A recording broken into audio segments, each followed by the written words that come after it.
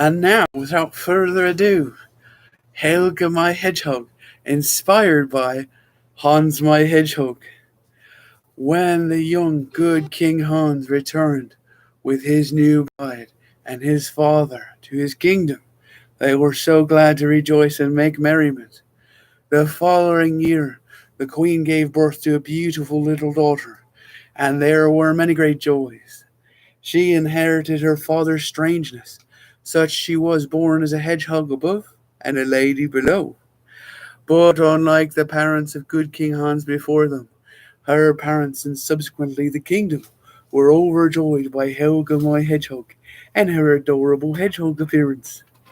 Unlike her father, she grew up with her own little bed, and with her every heart's desire fulfilled. She was raised to shine, and standing out as an example of the wonders of the kingdom. She didn't need much help standing out, though unlike her father, her early years were imbued with good esteem and marked by celebration. She was educated in the ways of a princess, but sensibly, and her lessons included riding on a sturdy cockerel, the ablest of the descendants of the very cock rooster her father rode in on those years ago. She was also tutored in diplomacy and good elocution, but resisted being sent to the kingdom's finishing school for young ladies, as she had other plans for her life. Much pageantry was to be had upon her unveiling as a debutante, so a parade was thrown in her honor of her virtues. Before doing so, her mother and her father sat down with her over tea to discuss her options in her life.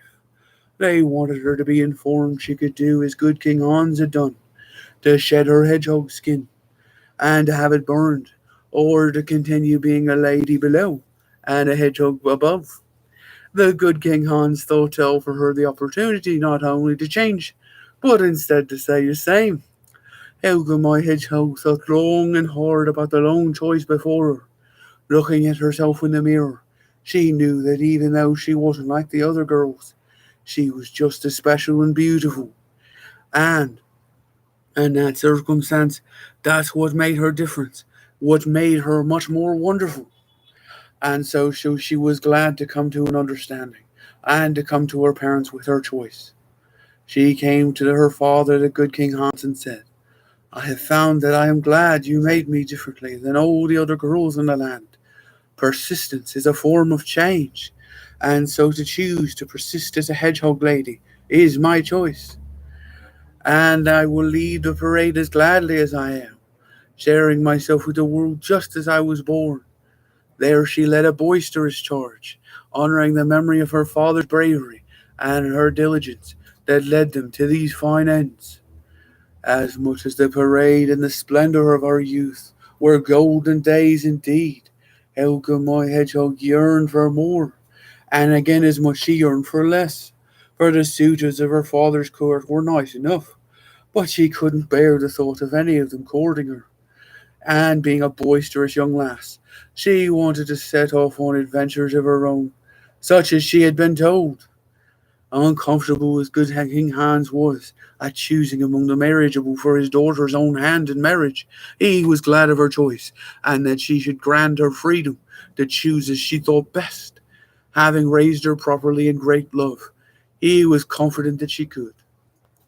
The good King Hans was sorry that he should lose the pleasure of his daughter's presence in his court, and that he should have no hand in deciding where and whether and why she should go. But he was a good king, and wanted her to be happy, and as headstrong as her father, she took her cockerel rooster freshly shod, a wandering freer than her father before her, provisioned and cherished and supported, with eager pleas for her early return, or at least that she should not sojourn over long. Thus Helga My Hedgehog roved upon the land, and journeyed with good vigour and sense of adventure.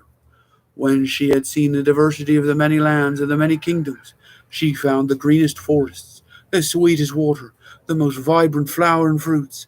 There she knew she should settle. Helga My Hedgehog had travelled long, and met many in her time, and though she could not have been ever sensitive about her hedgehog visage, she felt comfortable in her own hedgehog skin, as if by providence. Upon a clearing with fresh water along the river moss, she found her intended.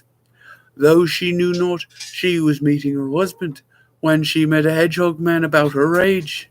He wore lederhosen and big painted cloaks and little spectacles, though it was not his fashion choices that charmed her when she met him. Rather, it was his kind eyes and gentle demeanour, and how he looked upon her as if she was the sweetest sight his eyes ever saw. He bade her come back to him with his little cabin in the woods, and she obliged, surmising she could take him in a tussle. Not awaiting results of that conjecture, she tackled him to the ground as they walked, rolling into a meadow of heather. They both laughed as she shook him about with mirth. Back to his cabin after the tumble, taken in good stride, they were in merry spirits when they arrived, both famished. He had little but beetroots, oats, and potatoes, but had scavenged butterbur and other wild growing roots, sprouts, and fruits and herbs, so that they had quite a lot of options to sip upon. Thankfully, Helga My Hedgehog was provisioned sumptuously, and had a variety of seasonings, spices, oils, and other boons for flavouring for their meals. With the tiny hedgehog tummies they had both inherited, it would be many seasons before they would run out of bounteous supplies, should she choose to stay here in this cottage with this young hedgehog man. And stay she did, for the life of a princess is demanding, and being a princess in the eyes of her beloved was enough for her for all of her days. There they stayed and had a modest family, with a few little dogs that they doted on and spoiled appreciatively. Helga My Hedgehog's father was sent for, and he came with his wife the Queen, and a royal complement of supplies that lasted them and theirs till the end of their days, though that was not the end of the celebration, that they should be wed. Rather, that spring day on the last of May was a festival made, and good King Hans and his wife would return and make merry till the end of his days with his favourite daughter, the offspring that made him remember that it is not so very bad to be a hedgehog, and that their family line persisted in that cottage for seasons to lose count of, and to the time of the founding of a grand abbey, which their descendants had a hand in building. But that is a tale for another time. And with that, I leave you with the tale of Helga My Hedgehog. And I hope you enjoyed this tale inspired by the original, Hans My Hedgehog, from the Grimm's Fairy Tale. Evening.